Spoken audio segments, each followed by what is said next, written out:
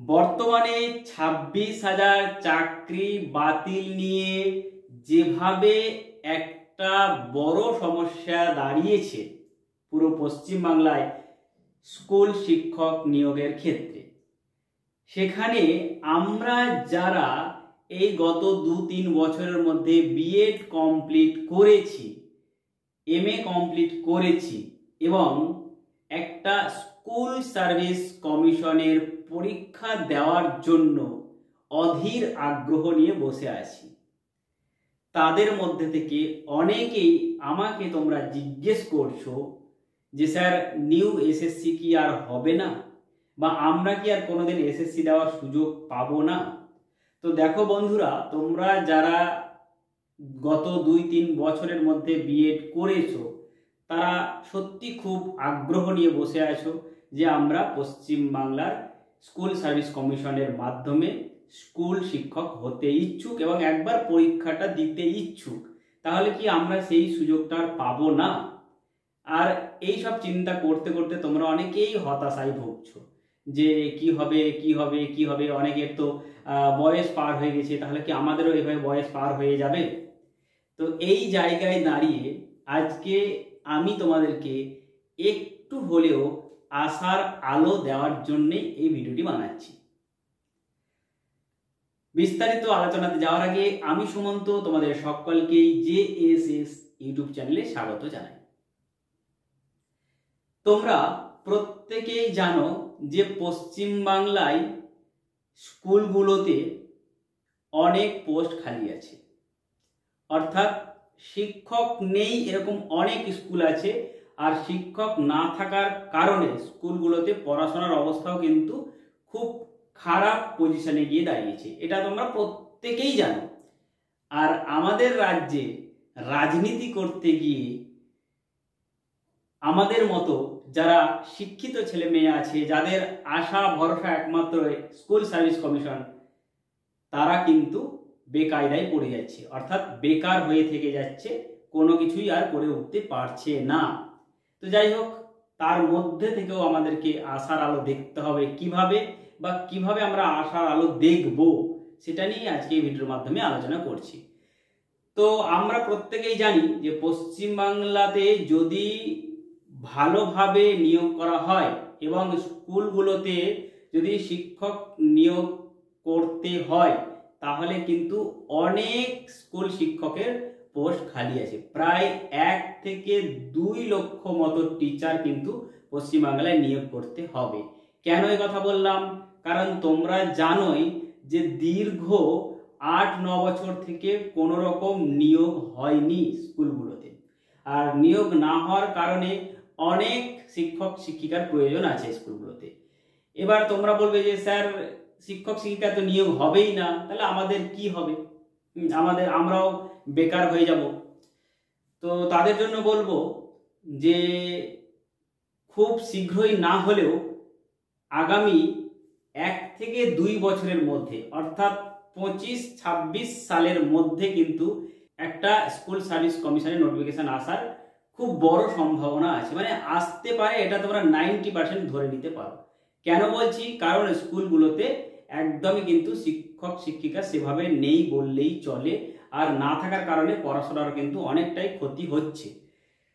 তো খুব সম্ভাবনা আছে, খুব জোর সম্ভাবনা আছে আগামী 1-2 বছরের মধ্যে কিন্তু একটা নোটিফিকেশন আসা এবং পরীক্ষাও হবে এবং স্বচ্ছভাবে নিয়োগ হওয়ার সম্ভাবনা আছে। তো তোমরা অনেকে বলবে যে স্যার আপনি তো শুধুমাত্র ভিউজ কামানোর জন্য বলছেন। তো তোমাদেরকে বলি, শুধুমাত্র ভিউজ কামানোর জন্য আমরা এই চ্যানেলের মাধ্যমে ভিডিও বানাই না, হ্যাঁ, তোমরা অনেকেই জানো।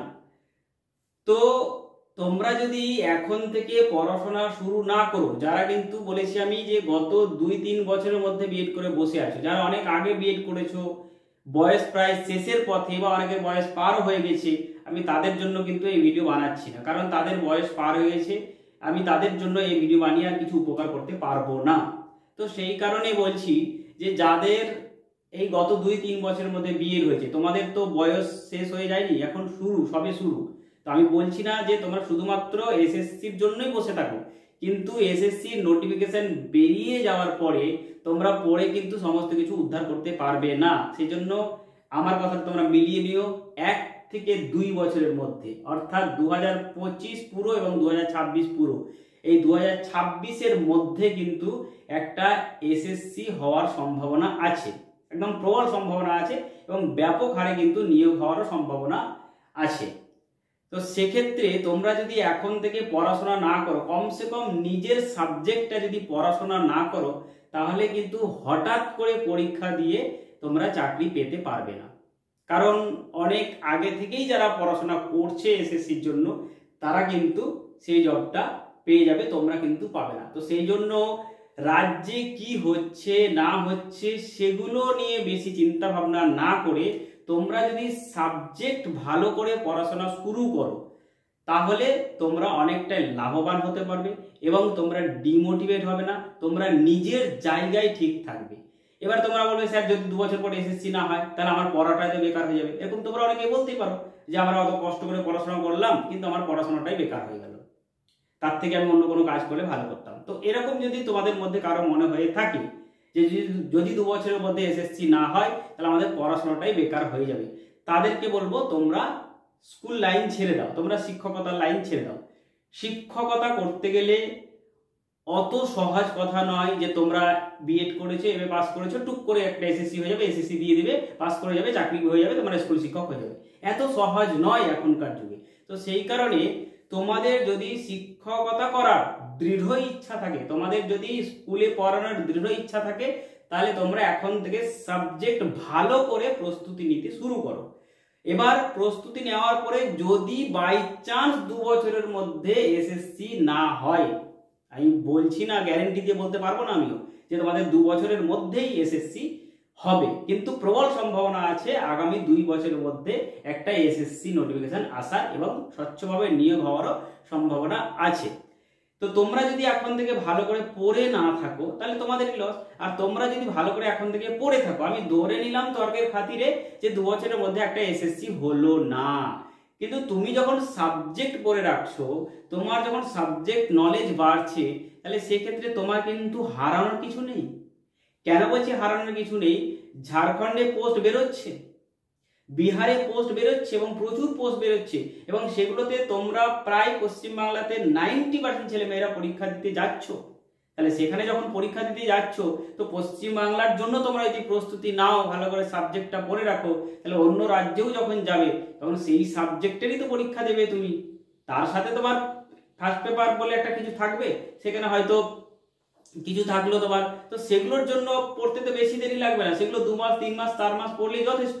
কিন্তু সাবজেক্ট কিন্তু যেটা মেন, যেটা তুমি পড়াবে, যেটার জন্য তোমার জয়েনিং হবে স্কুলে, সেটা কিন্তু তোমাকে ভালো করে পড়ে রাখতে হবে। সেটা হঠাৎ করে 2 মাস 3 মাসে পড়ে উঠতে পারবে না।